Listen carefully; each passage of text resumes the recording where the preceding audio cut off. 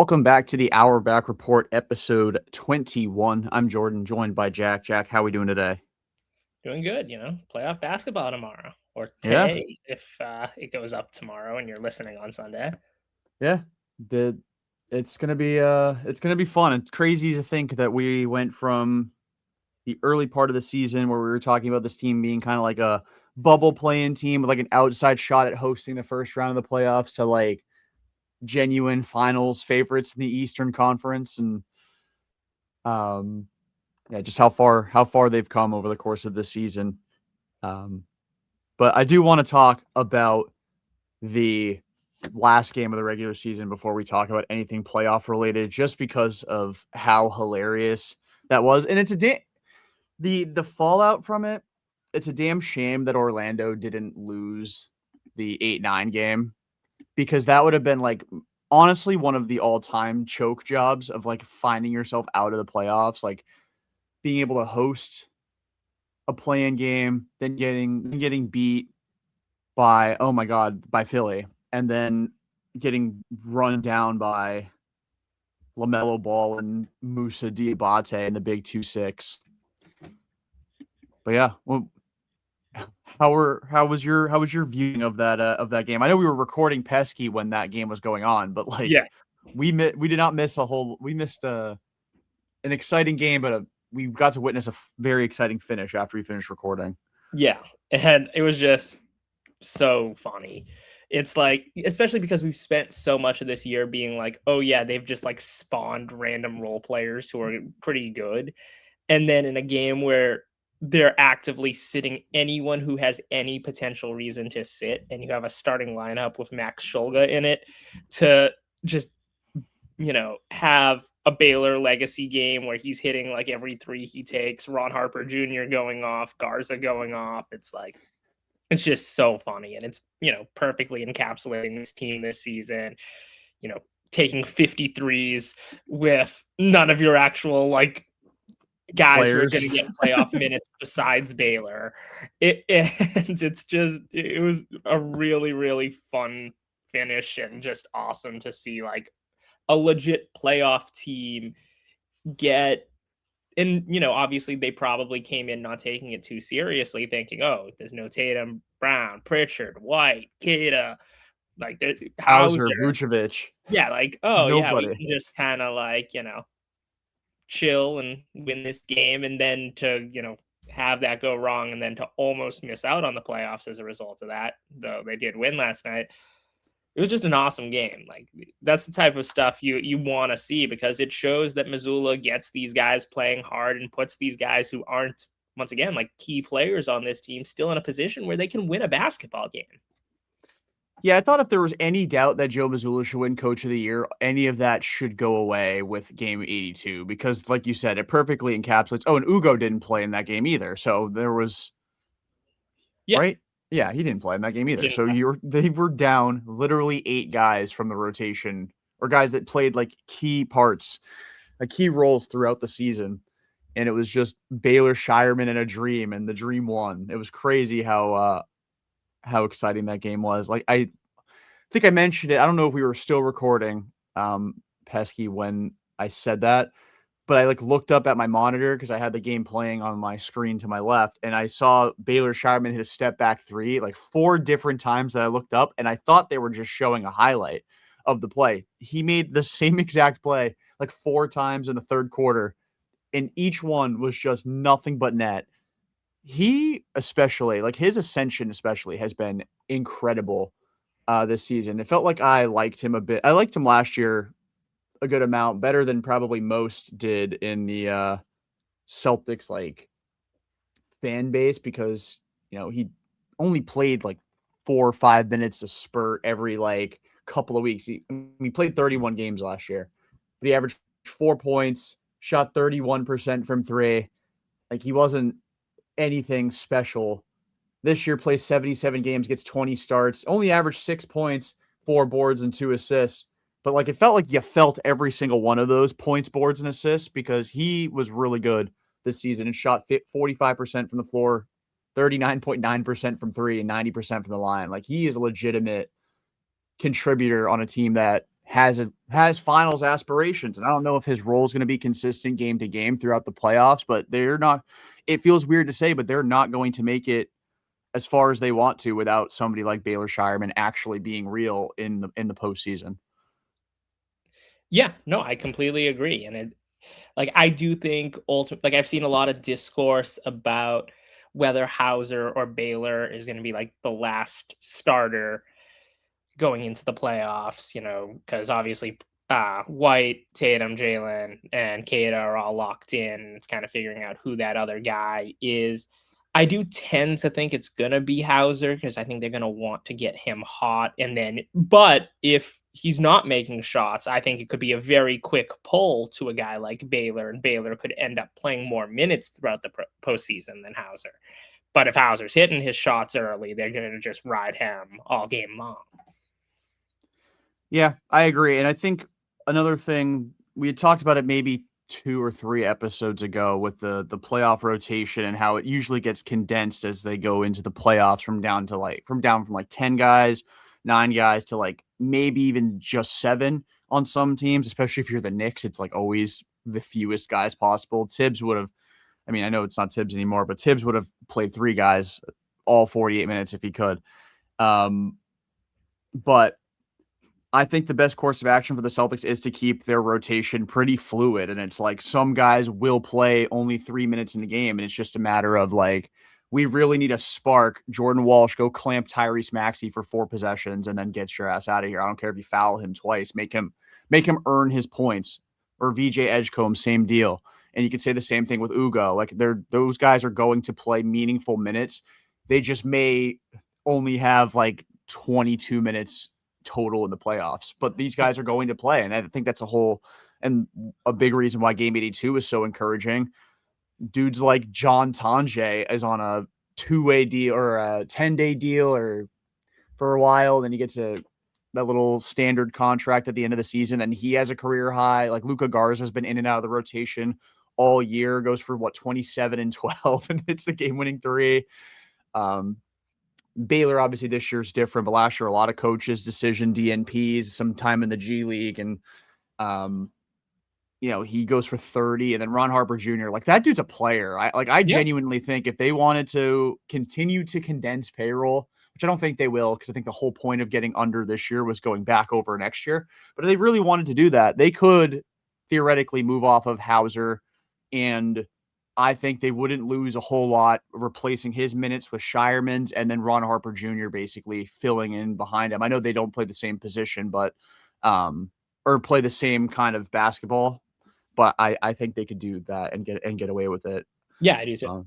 This is ridiculous. I saw a video and it was about the Celtics like development machine, and Brad Stevens was like, we're trying to get to the point where like if you don't succeed here, it's your fault. I think they've done that to a degree. I really do. Chris Boucher is crying hearing that. Xavier Tillman, although I think he was more physically limited. Yeah, because he can't jump. But he hit that one corner 3 that one time. He did. Throwback to when we thought he was the Al Horford replacement, or at least I did, because of that one corner 3. And Nemi's the guy that of that team took the biggest jump, which is crazy to think as well. What I was thinking during like while the intro was playing today, I'm like, that Kata 3 is 1,000% in the intro next year. Like, without question. Without question. I'm like, I know if I had to pick one clip from this year that's going in the intro next year, it's the Kata 3. The Kata 3, and then probably Tatum's putback dunk against Dallas, and like that. Yeah. Those are like the 2 guarantees, and then we'll find. I got to get a play from bald Derek White because he's still have his first postseason run with the Celtics in there. I didn't even have the right play against the Heat in there for Derek White. The intro would have been updated, except my computer that has my Adobe on it literally blew up. So making graphics has been very fun. I have my computer open at like a 30-degree angle, and like I'm getting down to like the microscopic level trying to throw graphics together. So if they've been very inconsistent, I apologize. I'm trying not to think too much about it. I'm just trying to get them done at this point. Man, that Luka Garza 3 was ridiculous. I can't pull myself away from that. Like, enough, or I can't pull myself away from that at all. The audacity to just catch, turn, fire, and then the gall to hit it too. And then the way he was talking shit going to the bench. What a guy. You know what? I think I've officially declared that I like Luca Garza after hating him all year and being like that's endearing. It's like a love-hate relationship. I think I genuinely just love the guy for all his flaws and all his everything good about him. We like Luca Garza as a third center. What if he just goes on the Cornet arc of like obviously doesn't have the same strengths that Cornet has, but just in the sense of like guy who kind of bounced around as like a shooting big man and then suddenly comes to Boston and is like, "Oh, this guy can actually contribute." Yeah, he's basically I agree with you on the Luke Cornett front. He's like everything opposite of Luke Cornett, Yeah. but Luke Cornett. Like he's not as good of a defender, especially around the rim, but he can shoot. Like he is going to settle into a role with the Celtics because he shoots really well. Like Luke was a big, like a back to the or not back to the basket big, but like an around the rim big that could hit some threes. Garza's a guy who can hit threes and is pretty good near the basket as well. Um, he just can't move on defense. He's very matchup dependent. But I do think there's going to be a couple games in this postseason run where he's relied upon for like 15 plus minutes in a game. Like his for as great as Nemi's been, he's never safe from foul trouble. And then Vucevic has been very hit or miss as a Celtic so far. Like you can't really after what happened with Porzingis last postseason run. I don't think Joe Mazzulla can get tunnel vision with a backup big again. No, totally. Um, Because, I still stand by if they pulled the plug on Kristaps earlier. I think if Cornette was playing like 30 minutes a game throughout that series, the Celtics win that series. And maybe I'm just, delusional Celtics fan, but I really do think if Luke Cornette was playing 25, 30 minutes a game, that Knicks series, they win that series. yeah, and I think they would have probably I know it only took 5 games to dispatch Orlando, but I think they would have swept Orlando too. Porzingis was so bad in that series. Like he genuinely held them back, even at their highest of highs in that brief playoff run. He was so unbelievably bad. And then you had a legacy game against the Suns the other day. No, not the Suns. The Clippers the other day. Yeah. For like popped for like 22 off the bench. I still think there's a non-zero chance they bring him back because he's Seeing going to be a him and free Horford agent. on the same team is so bizarre because it's like, how like especially so soon. It's like how did this How, happen? yeah, right. How did we get here? And it's funny too, the Al Horford thing, because he was like the financials and Tatum's Achilles were why he chose Golden State over the Celtics. The Celtics are the 2 seed. Tatum's back playing really well, and the Warriors got to beat the LA Clippers and then get gamed by Jalen Green. Yeah, Crazy. not a great choice. No. Second time he's chosen financials and situation over Boston, and the second time I think he regrets that decision. But he's won a ring, so hard to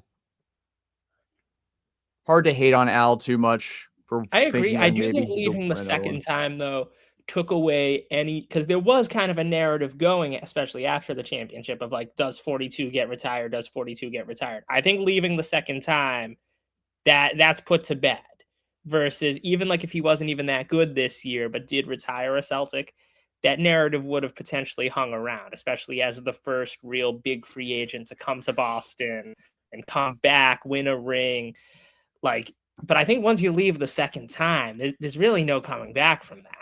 Yeah, it's not like he had a LeBron level impact on Right. the Celtics. Like LeBron could do that because he's also arguably the greatest player of all time. And like while Al is definitively the greatest Dominican born player of all time, and Boston has a rich history of Dominican athletes succeeding here, I don't think he's going to have the same kind of grace. I can't hate Al Horford. I still have No, a I'm the same way. soft spot in my heart for Al. He's one of my favorite Celtics of all time. But yeah, it's always fun to see a guy choose a different team and then have it completely backfire because it oftentimes doesn't happen. Oftentimes it's the right decision, but sometimes Sometimes it Yeah, doesn't. You have to especially relish like, in those the moments. thing that comes to mind, like talking through this is Ray Allen, where Ray Allen objectively like made the correct decision for his career.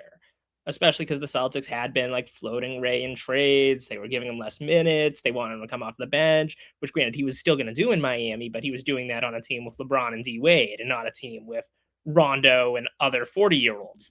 So it's Yeah. like, Ray Allen completely like made the correct career decision, but also Ray Allen making that completely correct career decision is why 20 isn't in the rafters. So it's like, if we're going to do that, like I do think like, once again, just and any dream of that happening died as soon as that Golden State contract hit paper.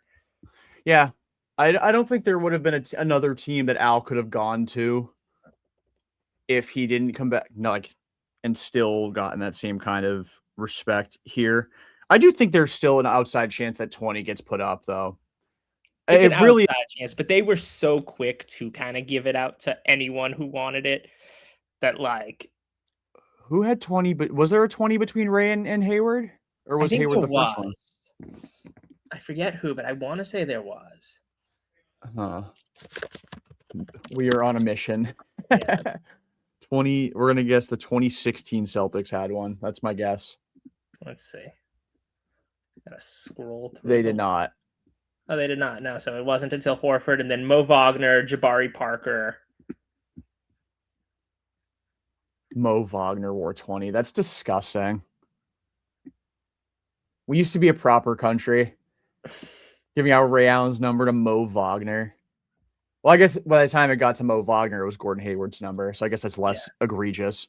And then, yeah, Jabari Parker and then JD Davison is the last person to wear 20 at the moment. So I guess maybe nobody wanted 20. Nobody wanted to replace Ray Allen. So, I mean, how can you? But also, like, yeah, you can't totally go back on it. Brock Holt was given 26, and then they were like, LOL, change your number. Wade Boggs is getting up there, big guy. So teams are so weird about numbers too, because like while we're on this topic, like it still drives me nuts that nobody is allowed to wear 21 for the Red Sox, but they just won't retire it. Yeah. Like just retire it. Like we know why nobody can wear it. Like why is there like some backroom agreement that you're not going to honor Roger Clemens because he went to the Yankees? And because he isn't in the Hall of Fame, and their whole thing is you got to be in the. But they obviously broke that with Pesky, and then they did Ortiz before he was elected, even though obviously there was no doubt Ortiz was going in first ballot. But no, I think it's ridiculous. I do think like if you're putting up a number first, well, because Dwight Evans is up there, yeah. No. Oh no, but didn't. Oh wait, no, sorry. What? But I got confused because David Price changed his number from 24 to 10. Yeah. Because of Dwight Evans, but they didn't actually retire it. Right. And same with obviously Manny. Like you could double retire 24 if you really wanted to. Yeah. But like if the Sox are putting something up, it should be 49 first. But like there are a ton of numbers like 21, 15. Like it's like, just get on with it. 33 once Veritek leaves whatever capacity he is in with the team. Like just I get it still done. don't really know what it is, but yeah, still don't know. But yeah, and then there's the Celtics who retire everybody's number, where it's like now it feels like we kind of have to look for reasons to not hang up a number. Like for me, like people are talking about hanging up Derek White's number, which I guess would also double for Rondo. I'm good, like Tatum and Brown definitely. I mean, and I don't what really if, think what you if can Derek White retire gets 3 rings in Boston? I think you But have to. But the thing is, you only have so many good numbers left. Like you can't just have everybody wearing a number that is you play defense in hockey wearing, Like I don't want to see the next Celtics great in 15 years after when I don't want to see Deuce Tatum rocking 73, Like get out of here with that. Goes hard. Xander Bogaerts 72 went crazy, sometimes it got to get weird with it. Yeah, let's get weird with G Leaguers when they come up. Like when John Tonje comes up, let him wear like 94. Like, why is he doesn't have to wear a normal number? I think if Derek gets to 3, you have to do it, which is a huge if. They're only at 1 right now. But if White gets 3 rings as a Celtic, you have to. Even at 2, you probably are approaching there just because of how important he is to this team. Oh man, that would really Like, did Rondo really fall out of favor that much here? Yeah. Because he's probably going to go to the Hall of Fame. Well, everyone does. We might. Yeah, for contributions to the game of basketball. Um, but like, cause even thinking about it, like how that'll look, like the first ring in 20 plus years or 30 years, no, 20 years for the Celtics with Rondo. They got back to another finals. He was the face of the team for a couple of years. I know that they were really bad years because of the rebuild. I mean, he was really kind of the face of the Celtics in performance the last year of like KG Yeah. and well, I mean, he got hurt that year, but like those last few years, it was really Rondo's team. He just had Hall of Famers to pass the ball to. Um, but like if Derek White only has one and they were to retire 9, are they retiring that as like a joint ceremony for Derek White and Rajon Rondo? No, I I agree. don't You know. can't do it with just one. You need Yeah. to get to multiple with Derek. Yeah. So that way it becomes abundantly clear. Like Derek White needs to have like a more decorated Celtics career than Rajon Rondo had. And maybe make an all-star team. That'd be nice as well. But I don't want to get too ambitious. This would have been the year to do it, and he obviously did It not was shoot kind of very well bad. this year.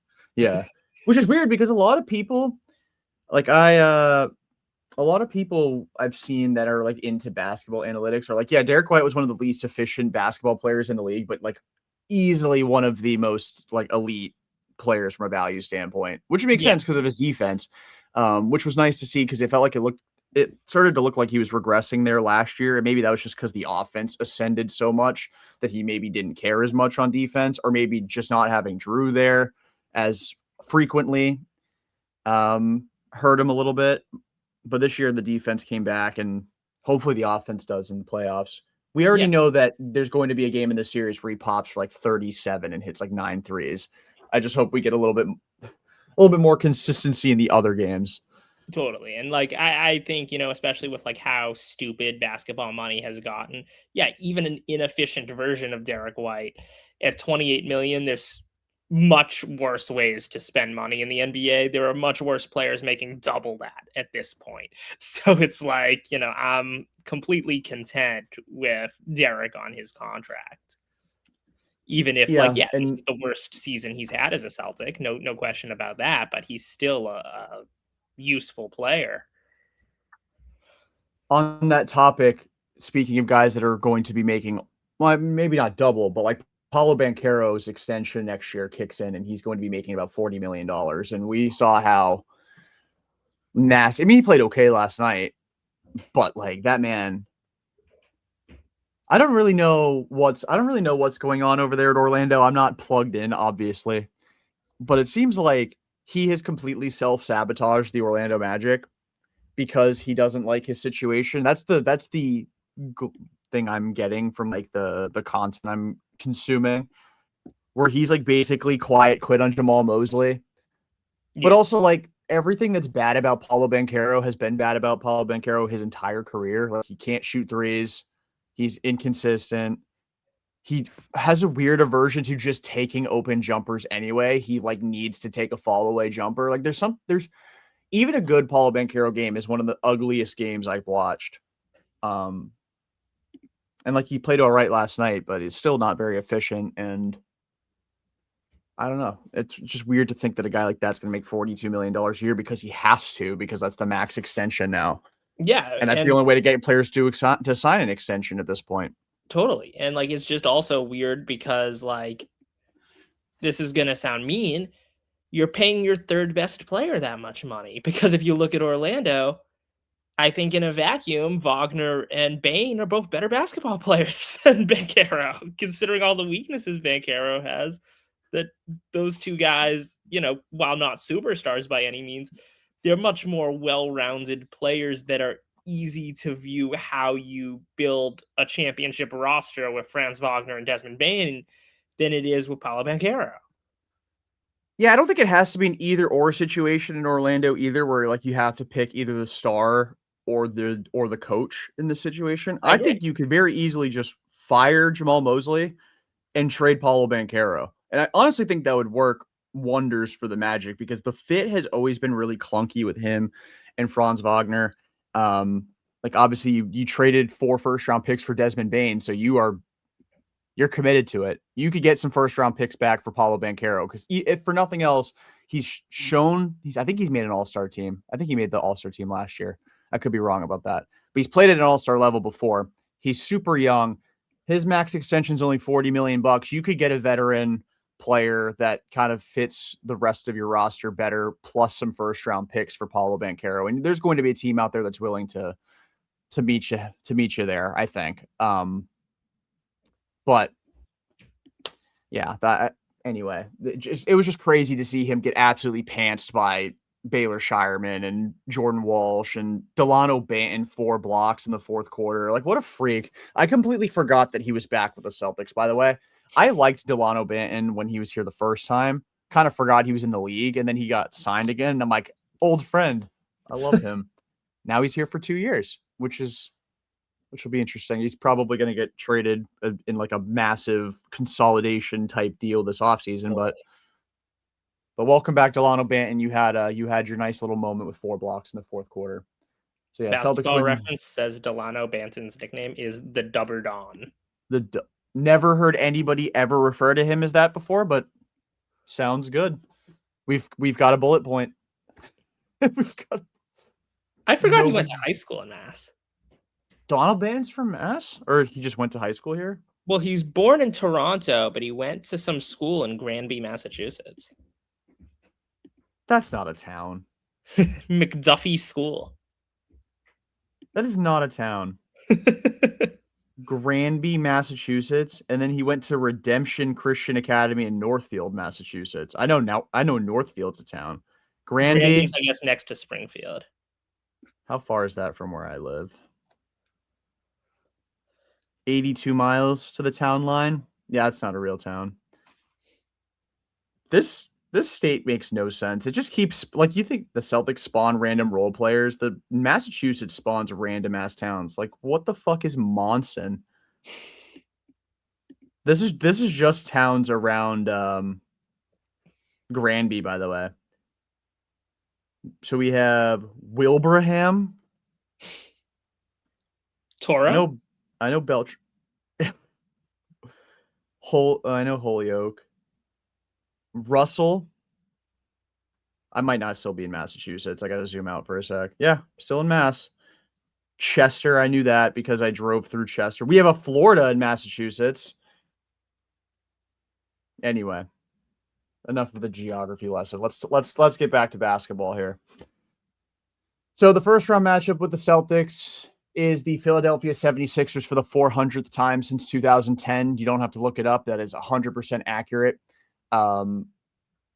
It feels weird that we keep tempting fate like this because the Celtics own the Sixers, right? It's very similar with the Bruins and the Toronto Maple Leafs. Like, you know that the Celtics are going to win the series, but like, you know that the one time they don't, that's going to be like the worst day of your life. I don't think it's going to happen in this series, but it's just weird that we keep tempting fate. The universe keeps tempting fate like this. No Joel Embiid in this series. Do the Sixers have any sort of shot, do you think, Jack, to pull even let's give them 2 games. Let's give them 2. Do they even have a shot to force this to game 6? I mean, like, there's always a shot, but like, I don't think it's likely. I think this isn't that good of a team, like, roster wise. I think Tyrese Maxey's obviously a very good player and, you know, an up and coming great scorer in the league. But beyond that, it's like Edgecombe's still a rookie and he's shown good signs. And then Paul George is playing again, but like, it's playoff P. Like, I'm not like, I look at this roster and it's like the nightmare blunt rotation of an entire wing roster versus like where the Celtics like have spammed good wings. I'm like Paul George, VJ Edgecombe, Kelly Oubre, Justin Edwards. Like, I don't fear these people. Like, Andre Drummond is probably starting at center. Like, come on. Yeah, they've got Dalen Terry over there. This is not a good roster at all. Just really not a good roster at Ghost of all. Kyle Lowry. who I want playing no minutes in this series. Like, I don't want to deal with that guy, even if he's old and terrible. Like, I cannot believe that Udonis Haslam'd him. He played 14 games this year. He averaged 1 point. 1 point a game. Why did you? I mean, I guess if you could keep collecting a check and not have to play, like he basically gets the emergency goalie treatment over there on the bench. I hate Kyle Lowry, man. Yeah, I know he'll like kick in Tatum's shins, and I don't want that. So just stay on the bench, collecting your 2.2 million and cheerleading. Yeah, we no corner threes for the Celtics over by the Sixers bench, please. We don't need any of that because we already saw what happened with Niang. Remember when Georges Niang was a Celtic? Yeah. And he was like actively fighting with the fan base while still a Celtic. Yeah, he's like, I fucking hate these fans. Like, bro, aren't you from here? Like, didn't you grow up one of us? I don't even know if that's like I know he's from Mass. Yeah. But was it ever confirmed that he grew up a Celtics fan? Man's from Lawrence, by the way. A town that I am aware of. Yeah, what a weird tenure that was. And we were like, oh, the Celtics could maybe use him as their starting power forward. How god awful that would have been. How did he even do this year? He was on the Jazz, right? That's where Yeah, they it's ended funny up too. His time as a Celtic, that doesn't even like get unmentioned on the Wikipedia page, which is funny. Yeah, because his Celtics tenure was slightly longer than Carmelo Anthony's Hawks tenure. Yeah, he has not played basketball since getting traded to the Celtics. He was traded to Utah, and then he didn't play because of an injury, and then he was in the Jaren Jackson Jr. trade and immediately waived, and then no one. Tragic. Georges Niang. That's what he did the equivalent of somebody stepping on Lucky. He did the equivalent of Kyrie stepping on Lucky with how he treated the Celtics fan base. Though to be fair to him, it's not like the Celtics fan base was very welcoming of Georges Niang when the Celtics got him to begin with. Like we were like, we did not forget you like pulling on Jalen's knee while he was standing in the corner. And he was a prick. Although he does openly hate Ben Simmons, which is fun. Yeah. And like as much as like I think a lot of people were like ready to move on from Kristaps at the end of that season. Like still just seeing like essentially a 1-for-1 swap of Porzingis for Niang. Like I think a lot of people are just like, really? Yeah. Like at least with like the Anthony Simons Drew situation, it's like, okay, Anthony Simons is like a legit basketball player, or worse basketball player than Drew. But like, okay, this is a guy who can actually like help you. Georges Niang was never gonna help you. No, he definitely was not. Just weird situation. Then Simons obviously turned into Vucevic, but who did the Celtics just trade Georges Niang for draft capital? I think so. I don't think they got anything. They trade him for RJ Lewis and a trade. Oh, right. He was another Boston guy, yeah? Or was that Kyra Lewis? I'm not sure. I know he went to St. John's. Oh yeah, he went to UMass before going to St. John's. Yeah. But he grew up in Miami. Okay. So that was the Mass connection, because I do remember we were talking at the beginning of the season, like that was the thing, we were going to get him on the pod because he was on the Celtics, never going to actually play for the Celtics, but had a connection to Massachusetts. That was my memory is so weird. I don't remember what I had for breakfast, but I remember bringing up RJ Lewis back in October. Yeah, he is still on our G League team though, so. Wonder how he did down there. I don't really care enough to look, but I wonder how he did down there. We do have playoff basketball today. I didn't even realize that the playoffs started today, like officially. Yeah. It'll be interesting to see how some of these series shake out, but yeah, Denver and Minnesota should be like the highlight series of this first round. I don't know. I think Atlanta, New York could go the distance over there. I really do. I hope, because it would be really Hawks, funny to see the Knicks lose. The longer that series goes, the worse I feel like it goes for the Knicks. Like I agree. If it goes beyond 5, I have a strong feeling that's because the Hawks have a 3-2 lead going into Game 6.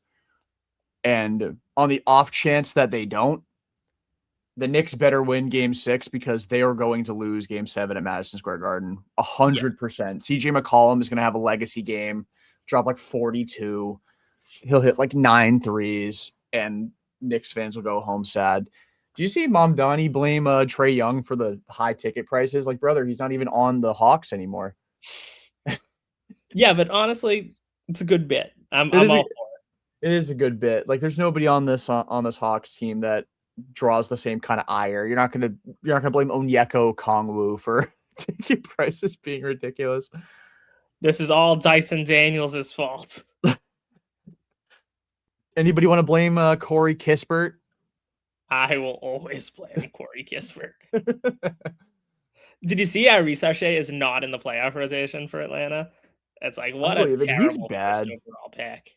He is And I never bad. got it either with him as the number one pick because, like, the whole thing was like, oh, he's kind of tall. Maybe he can become good at basketball. And I'm like, I understand that draft class was like a relatively weaker class. But, like, with the number one pick, the mindset shouldn't be maybe he can learn basketball. Like, that's the number one pick in a Even draft it, that had like Stephon Castle and Donovan Clingan, who just won national championships. yeah, that's what I was just gonna say too. Like, I understand if you didn't want to maybe get that ambitious with somebody like Klingon, but even Sar, Yeah. like even Alex Sar. Now the Hawks have Okongwu, so that would have been a little bit of an interesting dynamic with the two of them. You probably would have had to stick one at the 4 um, or just keep Okongwu on the bench. But yeah, I mean, I'm looking at this draft, and oh my god, this draft really sucked. It's really not a good draft. But yeah, Reece Sachet, even over Reed Shepherd or Alex Sarr or Klingon, Castle. That's Zach probably Edey's a about better it. basketball player. Yeah, but for if Sarr was gonna get clunky with Okongwu, Zach Oh Edey no, would I'm not definitely saying they been. should have taken Zach Edey number one overall. Let me be very clear about that. They realistically they should have taken Stephon Castle with the number one overall pick. Yeah, And I understand you had Trae Young, but like you couldn't have made that work. Like you totally could have had, especially Castle plays off ball a lot. So like you totally could have taken Stephon Castle number one, and they'd be in a much better place, especially after the Trae Young trade, if they had done that. they might be in a better place if they took Bronny James number one because they'd No, have LeBron too. okay, well, actually, let me throw it out there.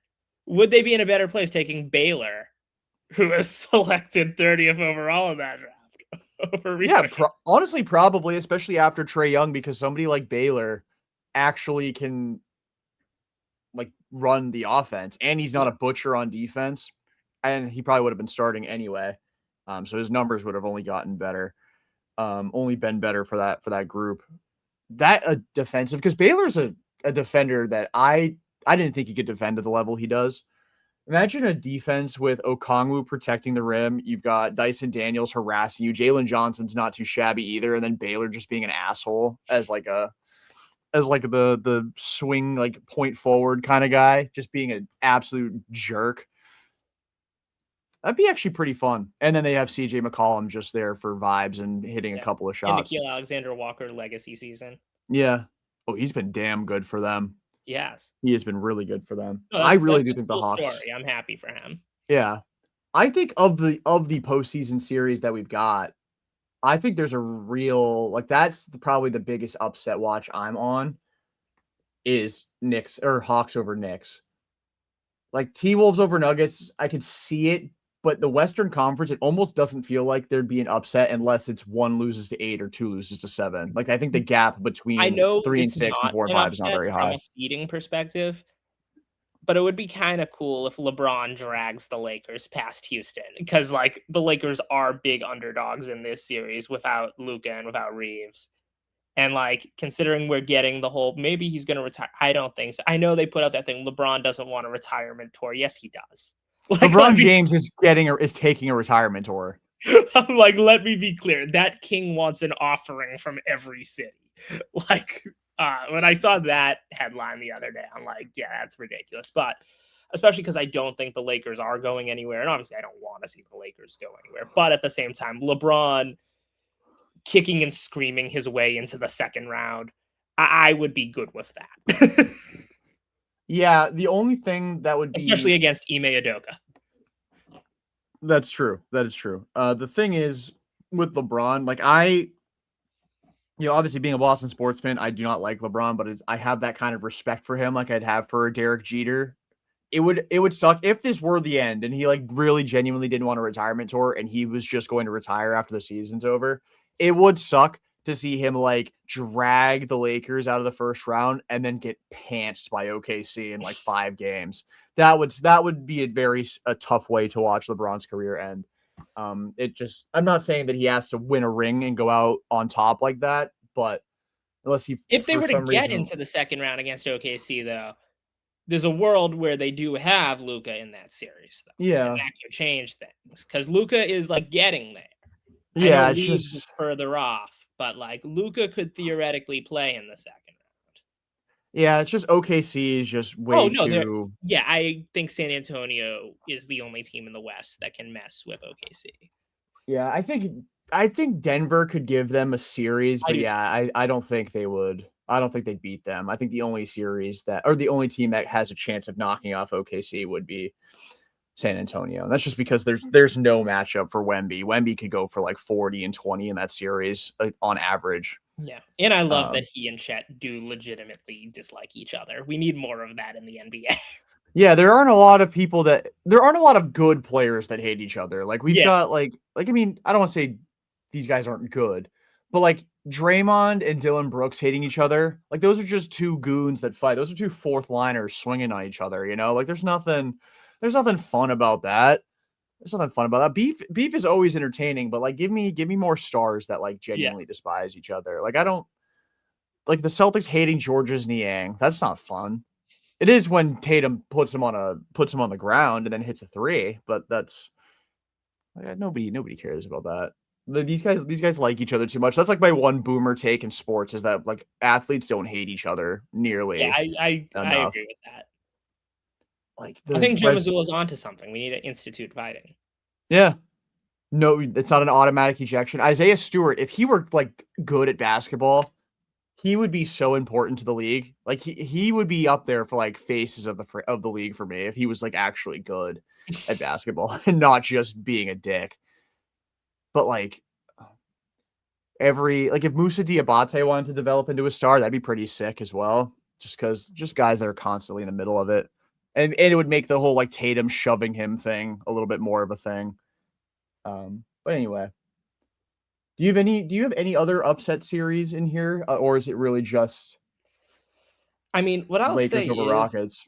yeah, I think all the games that kick off today are like where we could see upsets versus like tomorrow's the teams that played in the play in. And it's like, I don't see a 1 or 2 seed losing. Like, I think especially like the Celtics, OKC, and San Antonio are on sweep watch against all of their matchups. I think like Orlando could beat Detroit in a game, maybe even two, just because like Detroit's kind of one of those 1 seeds where it's like, I don't know how good they actually are. But like the series is today are where like you could actually see things happen because I'm not even ruling out Toronto pushing Cleveland just because Cleveland has been so weird. And now there's all this smoke about Donovan Mitchell might get traded, and it's playoff James Harden who has not been good in a long time. Like there could be some smoke here with Toronto.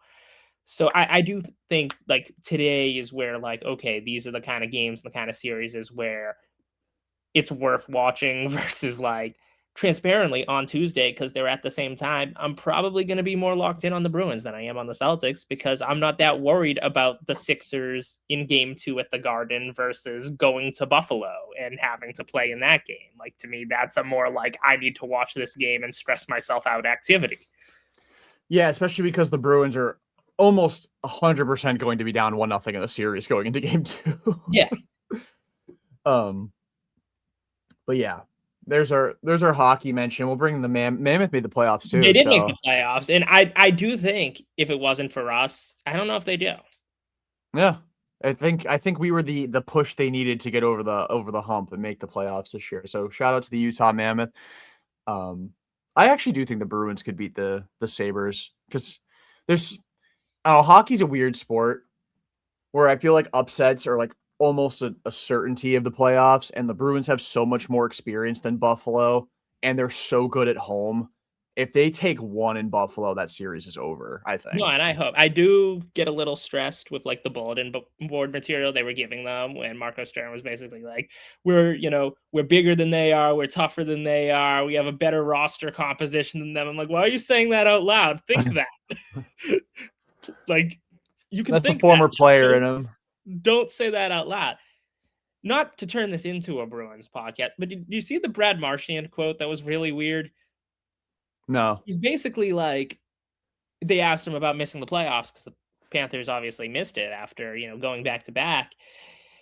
And he was like, well, it doesn't actually matter because, like, if we were going to not win the cup, might as well not bother playing in the playoffs. Like, everybody loses in equal amounts unless you win the thing. So, like, well, what's even the point? It's like, that's a weird quote. That's an insane level of copium, but he's not wrong, you know? It just makes it hurt a little bit more, I guess. There's a little bit you're more resigned to the fact you're not winning the cup when you know you're not making the playoffs. You could convince yourself as the worst team in the playoffs that you have a shot, unless you're on like the Orlando Magic where you know you don't have a shot. Like Jalen Green is probably the only one on the Suns that thinks they can beat the Thunder, but somebody on the Oh, Suns thinks they Dylan can beat the Brooks Thunder. 1,000% thinks they're going to sweep the Thunder. Dylan Brooks might try to. Oh my God, Dylan Brooks versus Lou Dort might be must watch. Honestly, like those games are not going to be close, but there will be one fight in that series without question. Maybe two. There'll be a couple like where they get close to fighting, and then I think there's going to be one where we get some benches emptying. That'd be so fun. Whenever Dylan Brooks is at a party, you know it's going to get exciting. How did a team with Dylan Brooks and Grayson Allen like get allowed to make the playoffs though? Like they're on the same roster. That should have been punishable by like with like legitimate jail time, and they made the playoffs. Almost didn't, but they ran into the old Golden State Warriors, where it feels like they're pretty convinced that that's probably the last time that Draymond's going to be playing for that team. I think at the very least, and Steph's 37, so it'd be weird to see him on another team. But they really need to go in a different direction. Maybe not from Steph specifically, but they need to understand that they're probably not competing for a while. Yeah. Um, Unless but they anyway, pull a Giannis out of their hats. which I guess is possible, but with what assets, they don't really have a whole lot of salary they can move because you Well, it has to can't. be Jimmy Butler's contract. Yeah, and I don't know if the Bucks would be willing to trade Giannis and take most of the salary coming back being Jimmy Butler at what 37 years old. It feels Yeah, very they'd have much to like you're get like, stalling your own rebuild. yeah, no, you're talking minimum 7 first-round picks. If Yeah. And in that really that'll set the Warriors back too. Like maybe next year it gets you like one more run with Steph, and like that maybe that's worth 7 years of being dog shit. But I don't know. Yeah, I I would don't know. Like, it is win or bust because ultimately, if you get a championship out of it, it is worth it. yeah. But if you don't, then it looks really bad.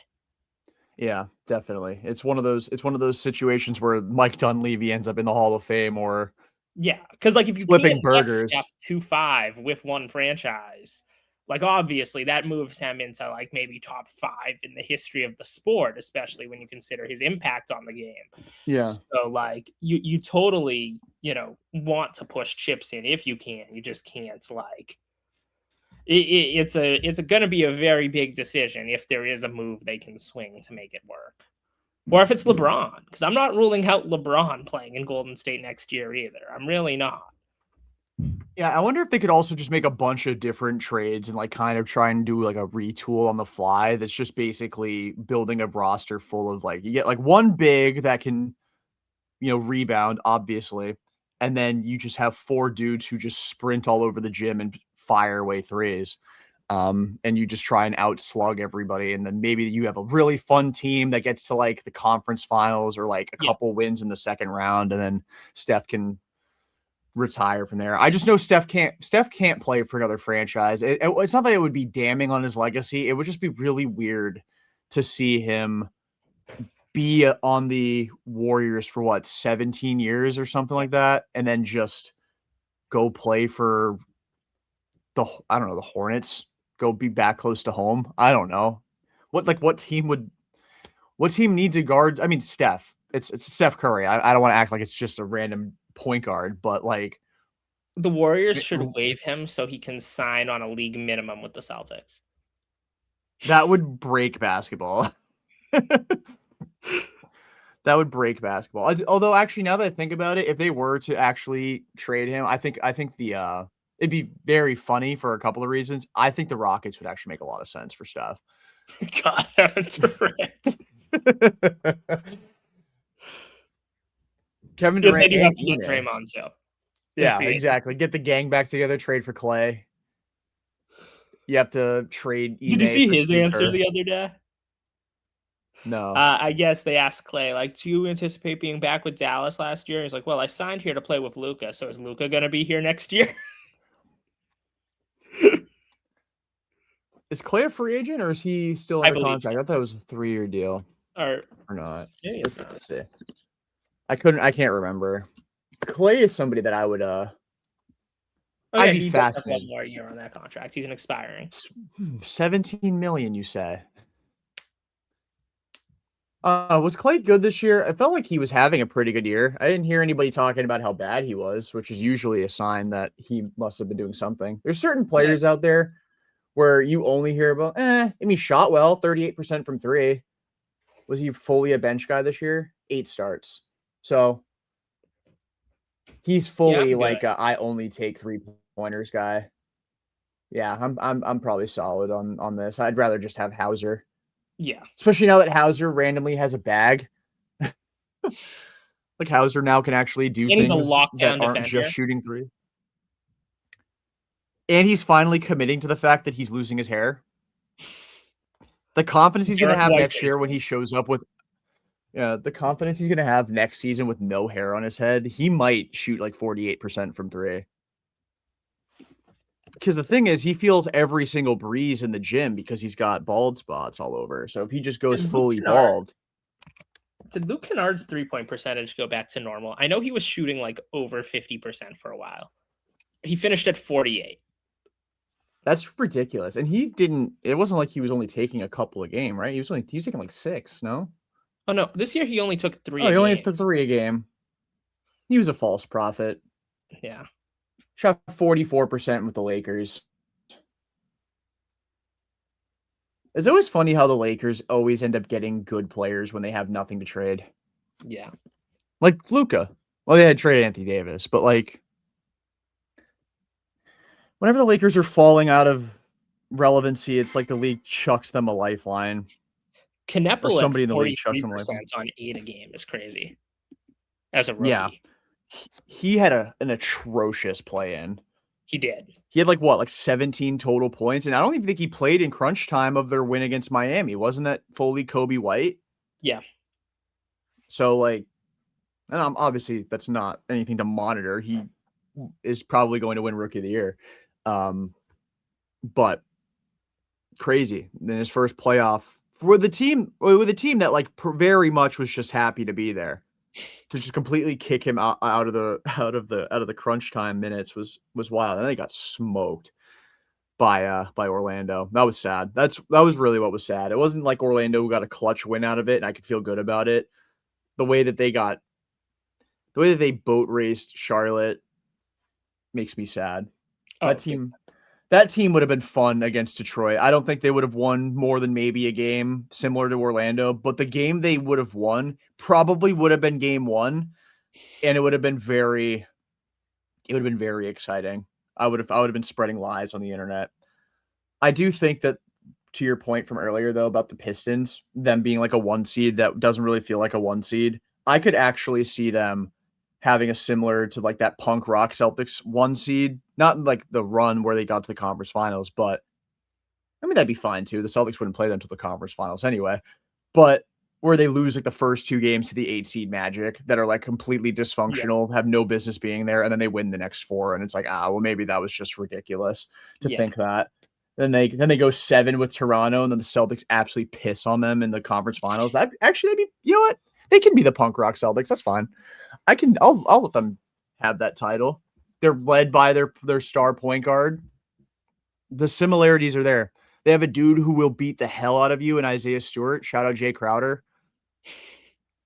Actually, no, probably more Marcus Smart at that point in his career. Marcus Smart was much more of a hooligan at the beginning of his career than he became. But yeah, Marcus Smart getting into it like DeMarcus Cousins early in his career, man. That dude was all about the smoke. Still kind of is, but now he's like a functional basketball player for the most part. Anyway, back to Celtics Sixers. Uh, Funny, I asked you if you thought that the Sixers had a chance, then we did nothing off of that. We just went right to every other series in the playoff slate. But I do think the Sixers may get a game just because of weird randomness of playing the same team 4 times in a row. I think it'll be very similar to the Celtics swept them in the bubble, right? They Yeah. swept them that year. I think it'll be very similar to the Tatum rookie year Celtics, where it's like the Celtics get up 2-0, they play with their food in game 3, sneak it out, lose game 4, then come back home and beat them. I don't really think the Sixers have much of a shot, especially without Embiid. Maybe your guards go crazy and carry you for a game, and then maybe the only shot I see them winning too is if Paul George has a game, which who knows at this stage of his career if that's even humanly possible Playoff in the P, playoffs. Playoff P at 35 years old. coming off a PED suspension.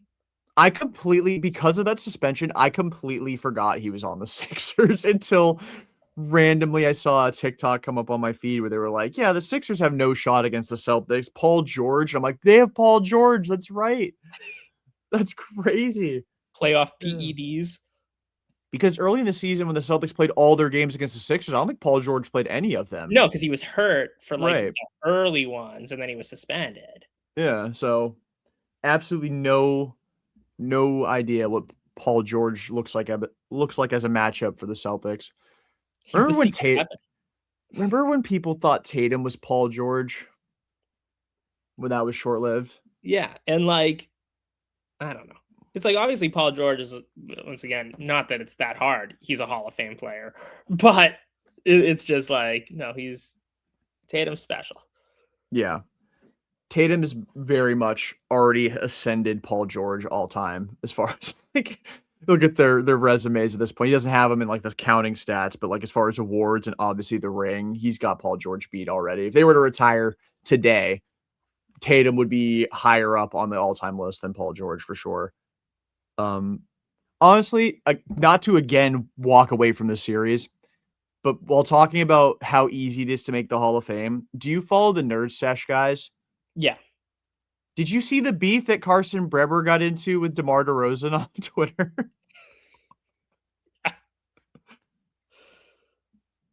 Obviously, DeMar DeRozan doesn't tweet. Seeing him pop up on the timeline is about as rare as seeing John Henry pop up on the timeline.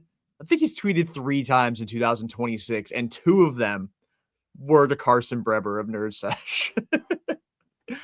And I get why DeMar DeRozan would take offense to that because it's just some random college-aged man that doesn't have a career playing basketball. I don't know what Carson's basketball career looks like, but he obviously doesn't play currently. Being yeah, it's deeply disturbing that DeMar DeRozan has found a way into the top 10 all-time for scoring, or will find himself in the top 10 all-time for scoring. So he doesn't understand Carson's humor. People who actually consume their content knows Carson's humor. He didn't mean that in an offensive way. And then DeMar comes back, and then Carson's like, brother, you should not have done that. You're one of the least impactful stars ever. And that's statistically proven. He's 100% right, though. Seeing DeMar DeRozan in the top 10 all-time for scoring, surpassing Shaq. What the fuck? It's disgusting. I need him to I need DeMar DeRozan to understand how ridiculous that is and just retire this year. But he won't. Now he's on a mission to catch LeBron just because of that tweet. And the Kings will keep letting him play. That's true. They will Udonis Haslam him for 30 more years. Just and he'll actually get minutes, so he won't even get fully Haslammed. Yeah, that's a great point. How far is he from top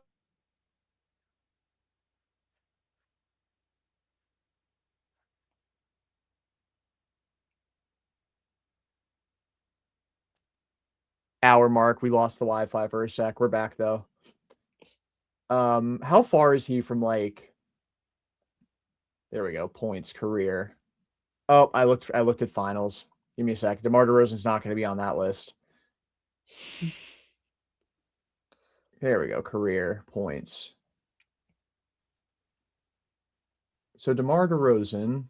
Oh my God, I'm looking at playoffs again. Jesus, I'm a mess. Give me a sec. Stand by. Points. Career. Are we there yet? Yeah, he's currently 16th. Like he's higher than Steph. Yeah. Only by a couple hundred points. But like next year, he'll pass Hakeem. I mean, Russell Westbrook is also a guy on top 10 watch, but at least he has an MVP and he's been to a finals And was also a Sacramento King. and is also a Sacramento King. Another guy that they probably would be content just letting play until he decides he doesn't want to collect checks anymore. But yeah, like there's a strong chance that DeMar DeRozan passes Hakeem and Elvin Hayes next year for sure. Moses Malone, definitely. I mean, 1,000 points. He's 1,500 points behind Carmelo for 11th. Yeah, so how many total points did he score this year? Let me see. So this year he scored 1,400 points. So if he does that again, he'll likely pass Carmelo Anthony all time in points next year. And that is deeply disturbing. I'm sorry. I'm not joking. That is not a humorous response. That is actually deeply disturbing that DeMar DeRozan could be past Carmelo Anthony. Because that was all Carmelo was good for. You want to talk about a guy who had a career where he was a lot of empty stats. Carmelo Anthony, that was my favorite player growing up too. Anyway, now back to the Celtics. Sixers. I'm fully with you though. I mean, I don't really this is a series where it's like obviously you got to preview it because it's on the slate. You got to talk about it. But like the playoffs really don't start until the second round. Not around here anymore. Like maybe that's an egotistical thing to say. But like I'm not really feeling anything about this series. It just feels like an extension of the regular season, especially with how frequently they played the Sixers early on. It just feels like we're back in October, November. Where I think the Celtics will win the series handily, and then we'll reconvene because I think the Hawks are a tougher matchup for sure. I mean, we saw it. I mean, Tatum didn't play one of those games, or actually, I don't think he played either of them. Or Tatum didn't play one, and Brown didn't play the other. Right. But like I think the Hawks are a tougher matchup. Like I wouldn't put the Celtics necessarily on upset watch against Atlanta in round two, but I think that the Hawks would give them a series. Like I could see it going 6 in that scenario. And then obviously the Knicks are a repeat of last year's second round. But I don't feel anything about this series at all, especially with no Joel Embiid. Like if Embiid was playing, like I think you could maybe talk me into this going 6. But without him, like I'm not a Dembona doesn't do it for me. Depending on what speed you listened to that in, that could have sounded very weird. But yeah. I just not to sidetrack us again. I crunched the numbers. If DeRozan plays 12 more seasons at his current scoring pace, he and LeBron were to retire after this year, that's how he passes LeBron. He had to play 12 more years. At his current pace. So at his current pace. So it'd be more like 30, probably. He will get into the top 10, though. That's very upsetting. I need Russell Westbrook to keep playing until DeMar DeRozan stops and then play one more year. If Russell Westbrook is number 10, that's fine. DeMar DeRozan at 10, miss me with that. Getting into the top 10, it will take 2 more years. Yeah. Gross. I think, because Carson said 105 games of 18 points per game will get him we'll have him at least pass Shaq, which no matter what will be ridiculous in and of itself. But at least if Russell Westbrook's number 10, I can live with it. But yeah. So officially, I guess it's time to officially do our predictions for the series. Jack, how many games do the Sixers win? I don't know. I'm going to say 1. I think either just in game 4, like with everything on the line, they pull something out and like could win a close one. But I don't see this thing going long. I'll say Celts in 5. Yeah, I'm thinking pretty arrogantly. I'm giving the Sixers 0. I don't think they have I really don't think they have it. Like I know they beat them like in the season opener, but that was back when the Celtics were supposed to be tanking for AJ DeBonsta, and they hadn't like Nemi was still an idea, and like Chris Boucher and Xavier Tillman played lots of minutes in that game. We're not at that point of the season anymore. Obviously, Tatum's back. There's no Joel Embiid, and Paul George, I think, will play very similarly to what Joel Embiid looked like in that first game of the season. Um, the role players are a lot more confident than they were at the beginning of the season. Like again, Jordan Walsh, Baylor Shireman, they're going to get their licks at them. I think the Celtics win this in 4 games. I don't think this is a particularly close series. I think the closest margin of victory is going to be like 12 points. I just don't think the Sixers have any sort of a shot in this one. And that's even if like there's going to be a game where Maxey and Edgecombe combine for like 60, but I think the Sixers as a team might score like 94. They're just not a good enough team. They won't get it done. Any final thoughts? Any last diversions we want to go on? Some side quests? Do we want to talk about more towns in Massachusetts that apparently exist? Or I think I'm good. I've yeah, got nothing coming to mind. yeah. So yeah, that'll do it for this edition of the Hour Back Report. Again, episode 21 for Jack. I'm Jordan. Until next time, peace out and go Seas.